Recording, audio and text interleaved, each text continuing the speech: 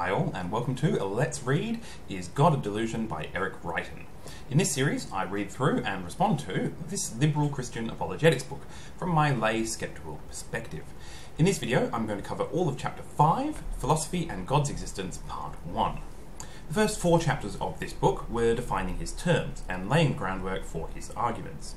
This chapter is the first in which he will be presenting arguments in support of his position, rather than in support of his definitions.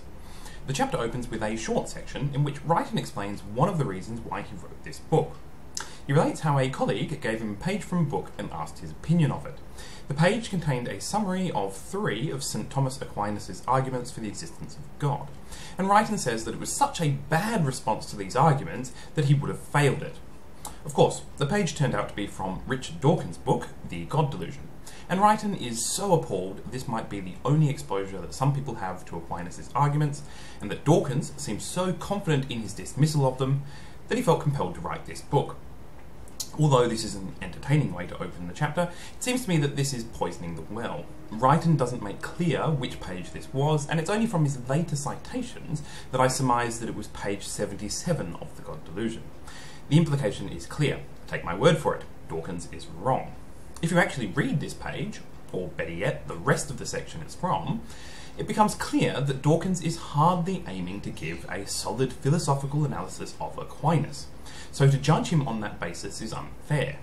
What he is doing is giving a non-philosopher's overview of the various arguments made for the existence of God and why they fail. And from a non-philosophical point of view, Aquinas' proofs do seem vacuous. Mangling Aquinas. In this next section, Reitan spends equal time giving Dawkins' account of Aquinas' arguments and his own responses. I'm most interested in Reitan's arguments, and he doesn't make it clear here whether he is presenting Aquinas' arguments because he endorses them, or simply because he thinks Dawkins is wrong. So I cheated, and had a little look at the next chapter.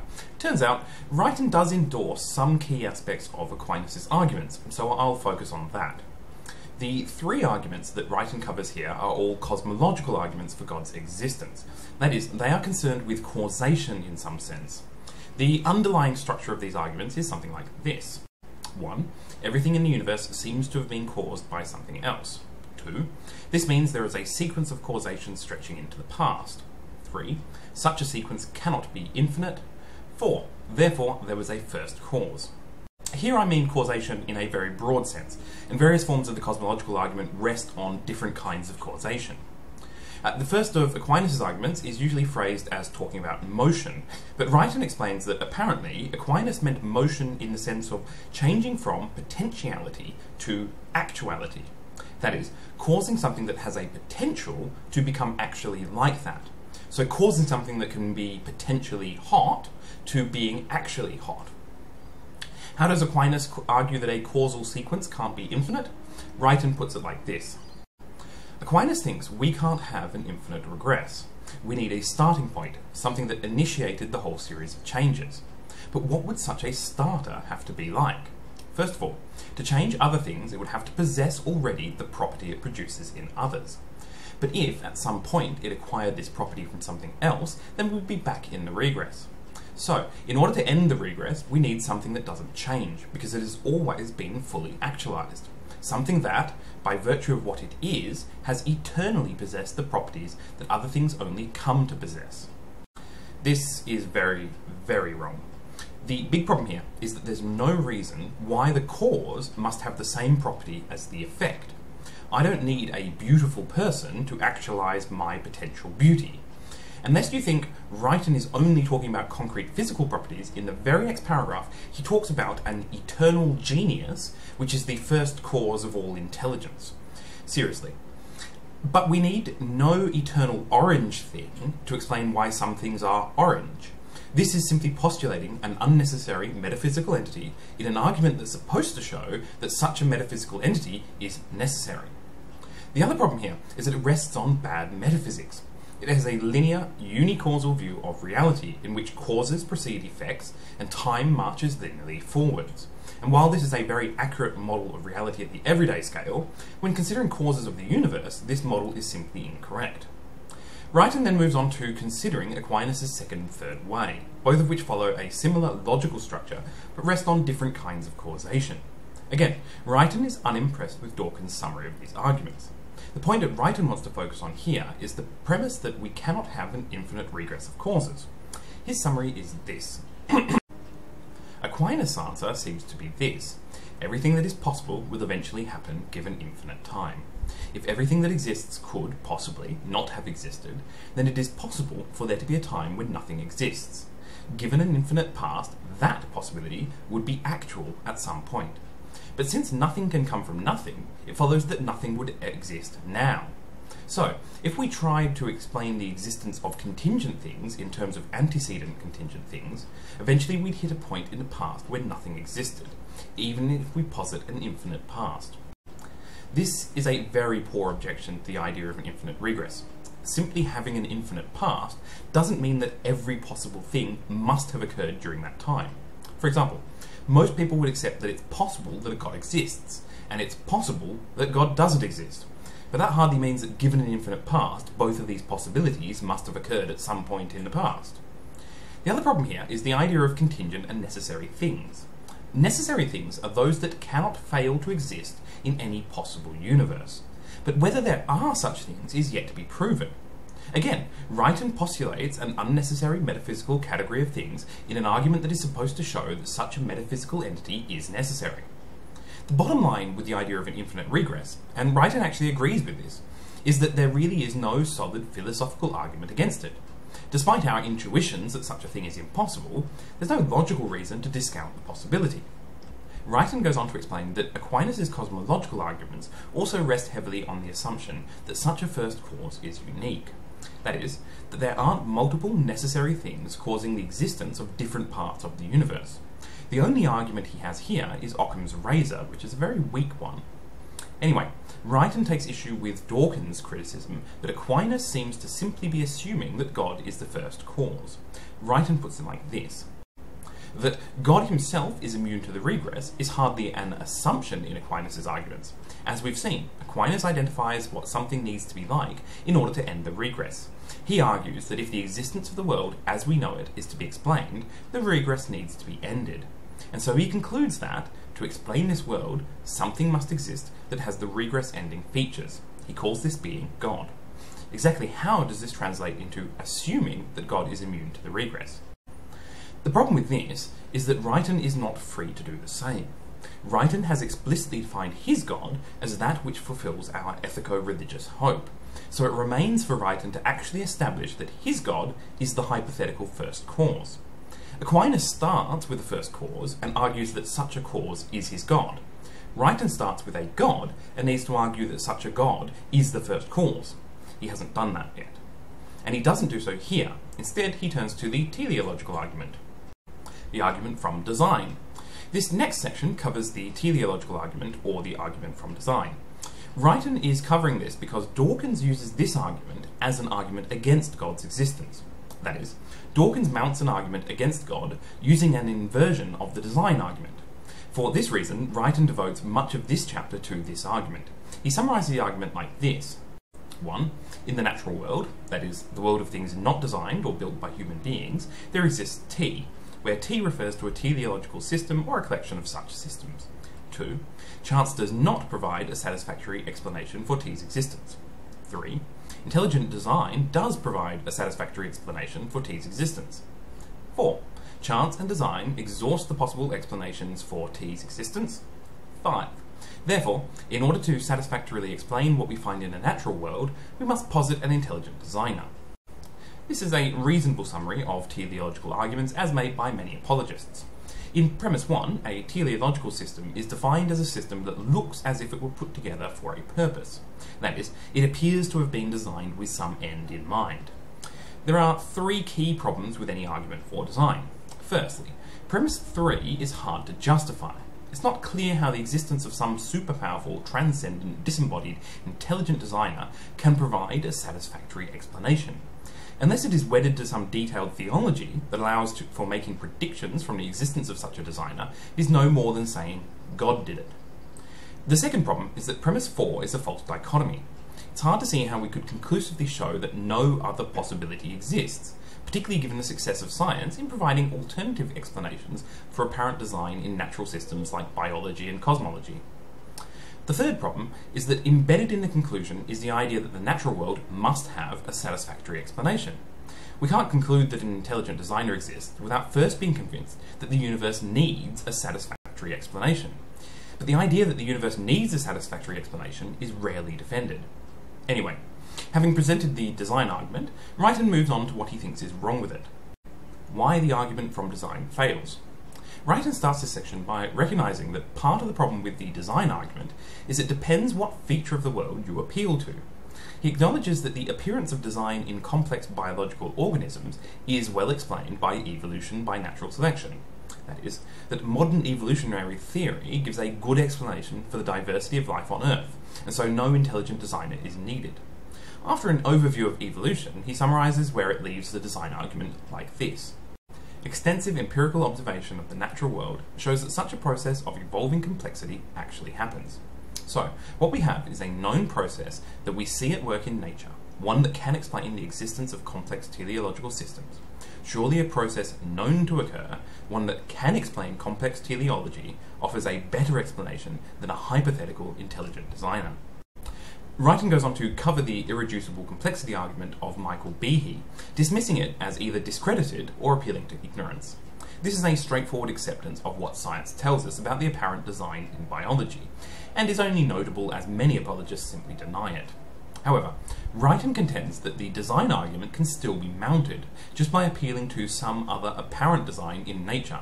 Quote, "The thing about Darwinian evolution is that it can't get off the ground unless there are molecules that replicate themselves, molecules like DNA. These self-replicating molecules need to be able to store information about their structures, and they need the tools to recreate these structures from available surrounding materials. Even the simplest of them are miraculously complex teleological systems, and Darwinian evolution, because it presupposes their existence, cannot explain their origins." It is true that evolution by natural selection is a process that occurs after life has begun. To explain how life came about, we need to turn to the field of abiogenesis, which is a much younger field. Our scientific ideas about abiogenesis are less than 100 years old, and much of what we know has come in the last 20 years. So any argument that we cannot explain the origins of life naturalistically is premature, and necessarily an appeal to ignorance, of which we have much.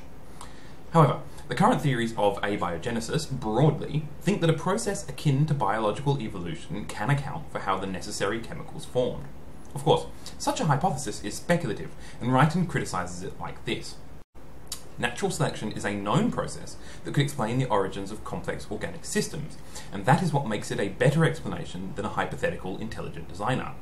But when we pit a hypothetical intelligent designer against a hypothetical process that no one knows about, we are pitting something that we know from experience can produce teleological systems against something I know not what. Its features a mystery and its capacity to generate teleological systems equally mysterious.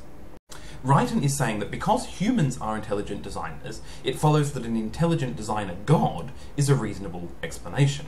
But this is a terrible analogy, as an intelligent designer God would have to be super powerful, transcendent, disembodied, and intervening in the world in an undetectable manner, none of which are properties that anything else we know to exist has, let alone human designers. The scientific analogy, however, is much better. There are many examples of apparent design in nature that have eventually been explained as a result of naturalistic laws. There is currently no reason to think that abiogenesis is an exception to this. In fact, it seems likely that a process akin to biological evolution may have played a role. To argue that an intelligent design explanation is more likely is to miss precisely those aspects of an intelligent designer that we need the most evidence for. And Reitan actually acknowledges this, recognising that Dawkins himself has made exactly this point. Dawkins' point about the origin of self-replicating molecules is this: it only had to happen once. Once it's happened, the molecules will reproduce itself, making copies, organising the basic materials around it into more and more self-replicating molecules. Evolution will be off and running. So what's the likelihood that, among all the planets in the universe with the right conditions and building blocks, in all the trillions of years the universe has existed, a self-replicating molecule might be formed once? In a way, Reitan has missed the point that even chance is probably a better explanation than God, as at least we know that chance events actually happen.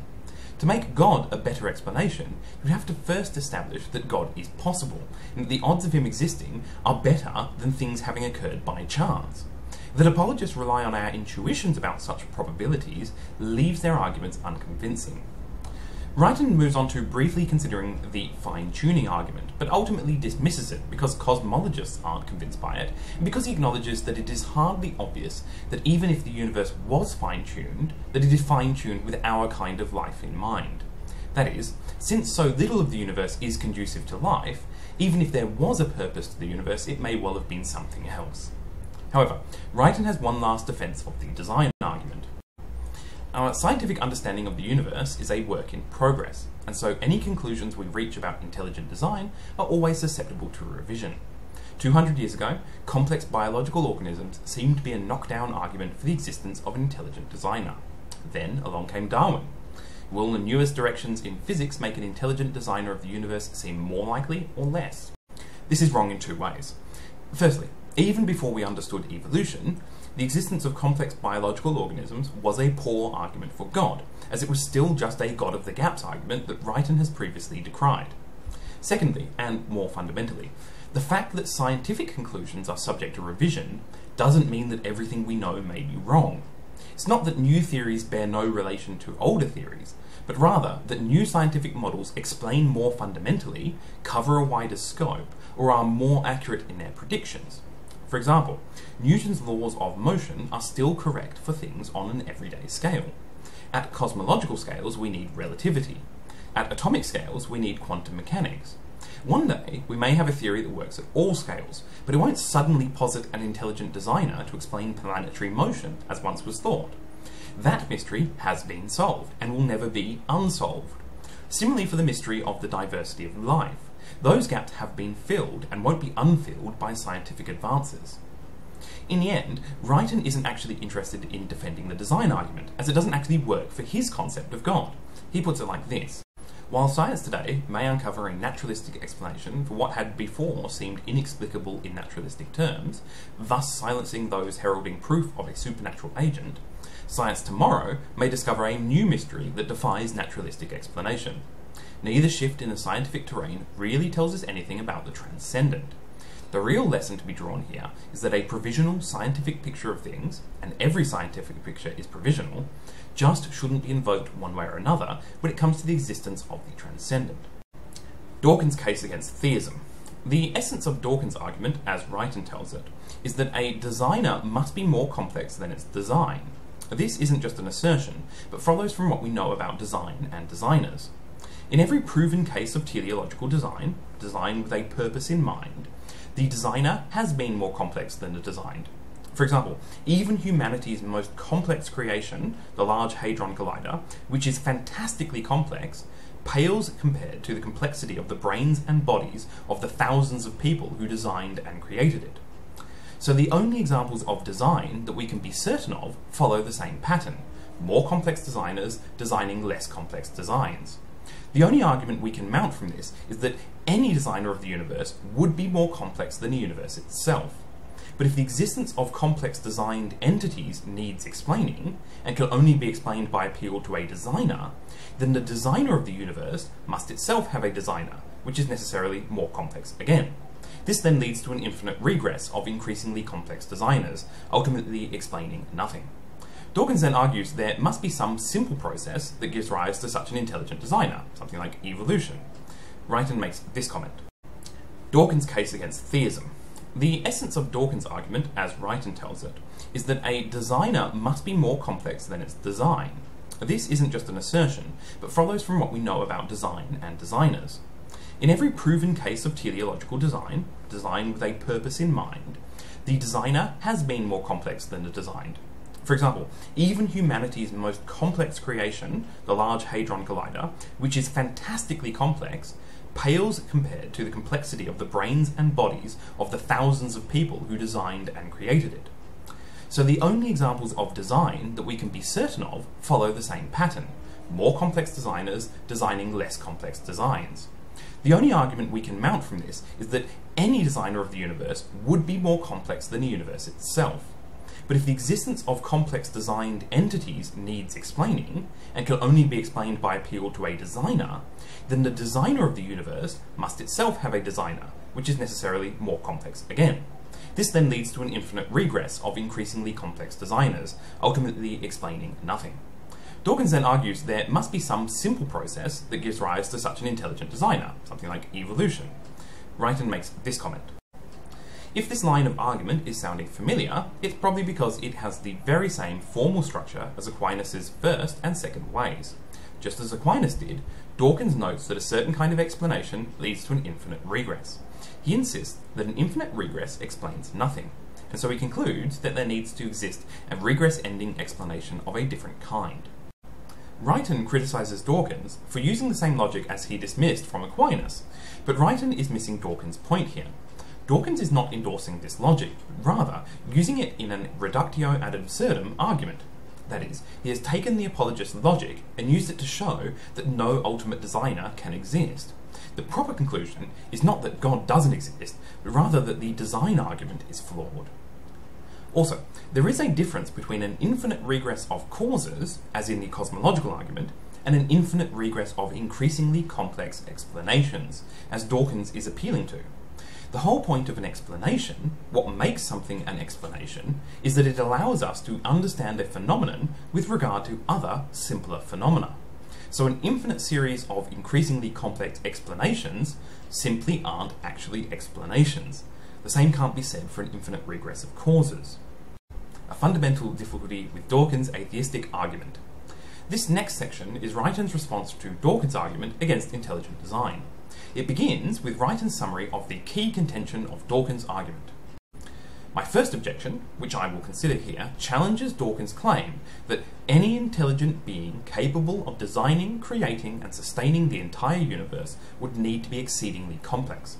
For ease of reference, let's call this the principle of necessary complexity. Notice, though, that Reitan has smuggled in that the intelligent designer is a being, rather than some other kind of thing. This is philosophically suspect, as nowhere has he justified this. And, as I explained previously, the idea that the designer need be more complex than the design isn't a deductively proven law of the universe, but rather a conclusion from all the examples of intelligent design that we can verify. If Reitan wants to argue against it, he need only put forth an example of some designer that is simpler than its design. Reitan criticises this conclusion as going too far, because he thinks Dawkins is trying to prove God is impossible. He isn't. He's simply trying to show that the design argument fails, and all the evidence we do have about design points away from God. Reitan's argument here is that it is premature to reason about supernatural intelligent designers based on natural intelligent designers. He puts it like this. The basic lesson is this: when we're talking about God, or another spiritual thing, complexity can't mean what it means when we're talking about physical objects. So what does Dawkins even mean when he says that God is complex? The inference from what is true of physical objects to what is true of spiritual ones cannot be straightforward, especially with respect to complexity. The problem here is that Reitan wants to have it both ways. He wants to reject Dawkins' inferences about God that are based in our ordinary understanding of the term complex, but he also wants to be able to call his God intelligent, based in our ordinary understanding of that term. This is special pleading. The same caution that Reitan is urging us to here also applies to any beliefs he has that God must be unchanging, benevolent, or a personal being. These ideas, as he's previously noted, are mired in our human understanding of them, and without good reason are just as inapplicable as Dawkins' idea of complexity. Reitan's main response to Dawkins' argument is the same one he's been making since chapter 4.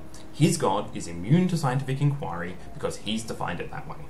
Or, as he puts it here, Dawkins can't argue about Reitan's God because Dawkins is using science. Quote, in short, when Dawkins endorses the principle of necessary complexity, it can't be on the basis of any science because this principle, as a general law pertaining to all entities including God, falls outside the scope of science.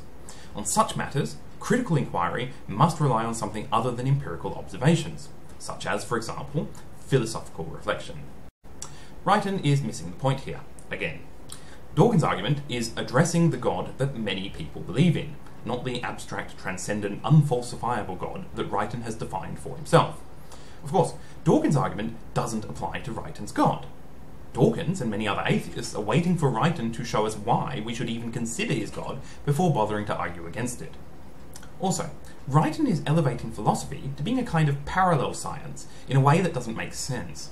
He seems to be suggesting that his hypothetical transcendent realm in which God exists is undetectable by science, but we can reach conclusions about it based on pure logic. This is an appealing idea, but misrepresents what philosophy does. In a nutshell, philosophy allows us to check our ideas for consistency, but doesn't allow us to distinguish equally compelling, consistent ideas. That is, we still need science to verify that any set of consistent philosophical ideas actually correspond to reality. This is pretty much the same situation with mathematics.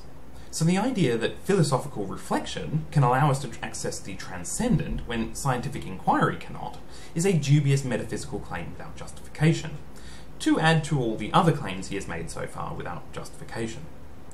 Reitan closes the chapter with these ideas about rationality and reasonableness. Rationality isn't as simple as that. Reasonable people can disagree, even on basic matters. I'm not suggesting that you can believe just anything and be reasonable, but perhaps the difference between theists and atheists is that they have different basic intuitions. Intuitions that are just as undefended, but just as reasonable as Dawkins' intuition that intelligent designers need to be complex. Except that the idea that intelligent designers need to be complex is not an intuition. It's an extrapolation from what we know about intelligent designers. And this extrapolation isn't itself an intuition, but rather a necessary assumption if we are able to say anything at all about the supernatural. If an apologist wants to call their God an intelligent designer, within the usual meanings of the word intelligent and designer, then they can't also claim that their God also lacks all the other characteristics of intelligent designers as we know them. To do so is special pleading. More fundamentally, Reitan's appeal to intuition is borderline irrational. The way that good philosophy works is that you start with some axioms, rules that you assume are true for the sake of argument, and then see what conclusions you can draw from them. By doing this, you can develop a system of ideas that are internally consistent. For example, we might start with the moral axiom that human well-being is a good thing. From this we can conclude, say, that marriage equality, euthanasia, and free access to abortion are all good things. But these conclusions rest on our axiom that human well-being is good, and that is just assumed. Intuition is useful for deciding which axioms we should begin with. So we intuitively accept laws of logic like A equals A, and moral principles like suffering is bad, and that's usually sufficient. The reason this works is because our intuitions are often grounded in our experiences of the world. That is, when something matches our intuitions, it's usually because it reflects some aspect of reality. What Reitan is trying to do is elevate intuitions above their useful role in sorting axioms, to being arbiters of reality. That's not how it works. The reason that Dawkins, and I, don't believe in a transcendent reality is that there is no evidence that it exists. And the reason why I hold that view is because I believe that I should only believe in that which I have evidence for. And the reason I hold that view is because it seems to work. The intuition on which all that rests is simply this: I will use the method that seems to work. And the collection of such methods is what we call science.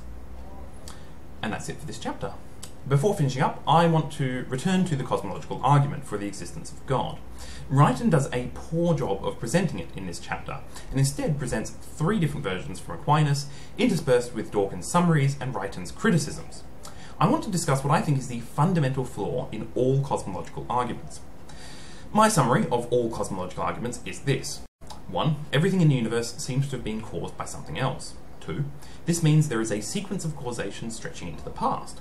3. Such a sequence cannot be infinite. 4. Therefore, there was a first cause. Remember, I mean cause in a very broad sense, as different versions of the argument rest on different meanings of causation. For example, Aquinas' first way is about an actualized thing causing something else to reduce from potentiality to actuality. Anyway, my main objection to the cosmological argument is that it elevates our intuitions about causation into metaphysical truths. The intuitive model of linear causation is grounded entirely in our everyday experience of the world, which we now know is a hopelessly inaccurate model for how much of the universe actually works. So to argue that because our portion of the universe seems to follow this mode of causation, therefore the entire universe must, is obviously fallacious. So none of the three premises are sound, as they all rest on a false understanding of causation. To see quite how wrong it is, consider what we know from quantum mechanics and relativity. Relativity tells us that if we have two events that occur, A and B, that which one happened first depends on the observer. That is, one observer might see A and then B, another observer might see B and then A, and a third observer might see them as having occurred simultaneously. While many kinds of causal relationships still work fine under relativity, many others do not, as we can't distinguish which event occurred first, and hence which is the cause and which is the effect. Another problem that relativity seems to allow is the possibility for time travel. This means that in particular, strange circumstances, it is possible for things to travel backwards in time and interact with their past. Of course, this undoes any simplistic notion of a strictly linear sequence of causes and effects. Quantum mechanics makes things even worse, as it is only our choice of interpretations that enforces causality as we generally recognize it. Other, equally valid interpretations allow for particles that travel backwards in time, quantum events that cause themselves, or even faster than light causation, none of which fits with the cosmological argument's idea about causation. The point that should be apparent is that causation doesn't always work the way we intuitively expect it to, particularly at very large and very small scales. And these are precisely the scales we need to consider if we are looking for causes of the universe. We know that the early universe, just after the Big Bang, was dominated by precisely these non-intuitive effects. And so to argue that there must be a linear chain of causation stretching back to a first cause is a broken analogy. Anyway, that's it for this chapter. I hope you've enjoyed it. Join me next time for Chapter 6, Philosophy and God's Existence, Part 2. See ya.